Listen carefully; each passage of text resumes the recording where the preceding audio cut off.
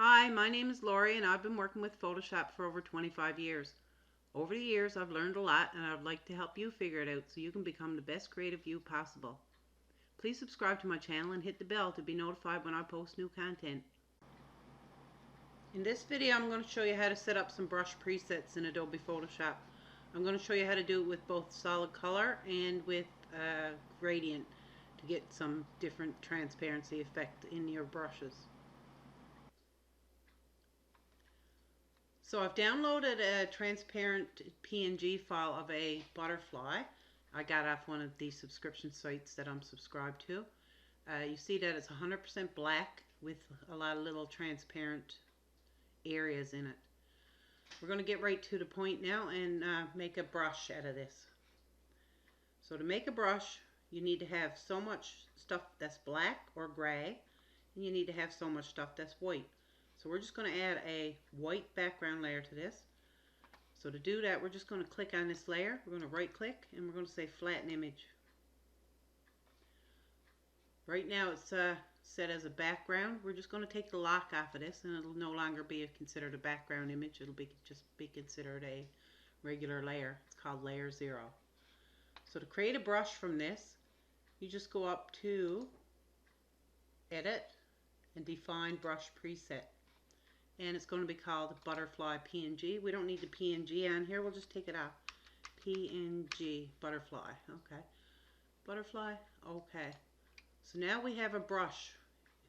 You can see that our brush tool is selected and set to 1642 pixels wide.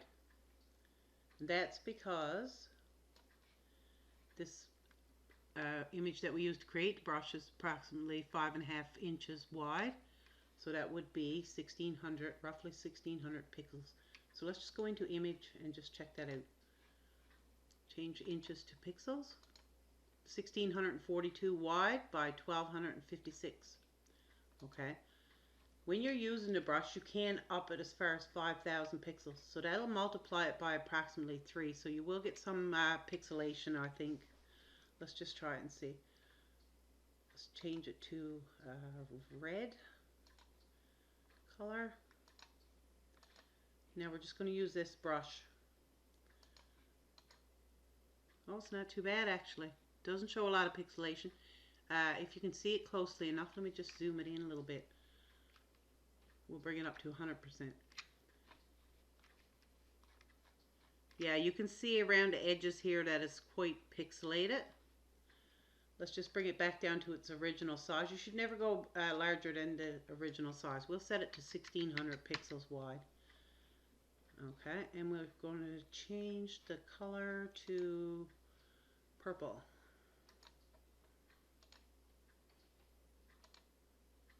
Okay, now you see that because we use the original size, let me just get rid of this brush here.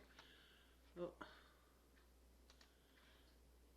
Because we use the original size, it doesn't have any pixelation around the edges. It's perfect. You can go up a couple hundred, I think, higher than the maximum size without getting any real noticeable pixelation.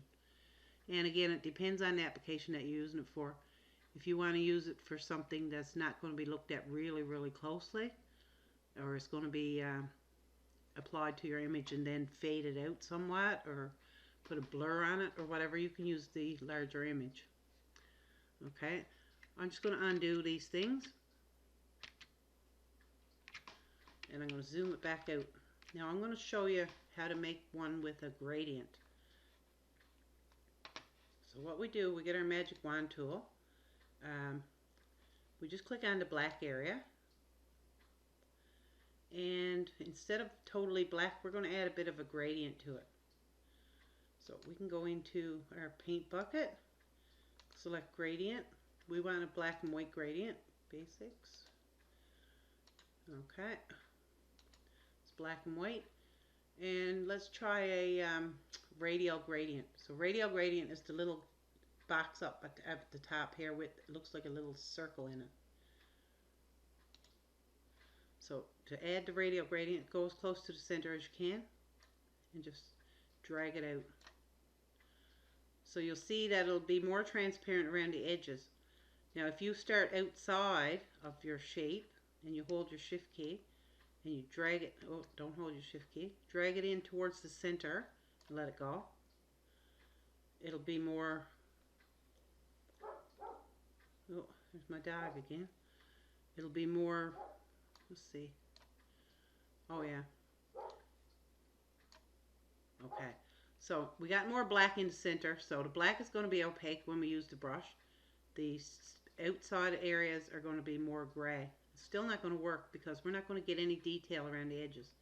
Let's hold it in the center again and hold our shift key and drag it out straight and go beyond the boundaries of your document. Okay, so you can see that it's a little bit gray around the edges here, and that's what we're going for, because when we set up a brush with this on it and apply the brush, the center, if we're using a orange color on a white background, the center of the butterfly is going to be totally 100% orange, whereas around the edges it's going to be kind of a faded transparent orange. So let's make our brush, edit,